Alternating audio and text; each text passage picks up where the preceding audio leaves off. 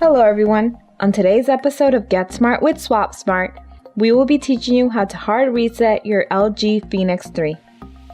Before we begin, make sure your device is powered off by pressing the power button.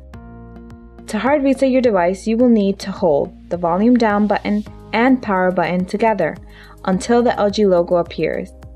Quickly release the power button and then immediately press the power button again while still holding the volume down button.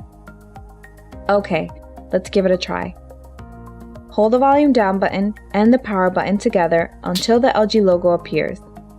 Only release the power button and now quickly press it again. You will then release all buttons once the factory reset screen appears. Use the volume down button to select yes and confirm by pressing the power button. Once again, use the volume down button to select yes and press the power button to confirm. Wait for the factory reset to complete and you're done. If you found this video helpful, please subscribe to our channel, like the video, or leave a comment. We'd love to hear from you. Thank you for watching. Until next time.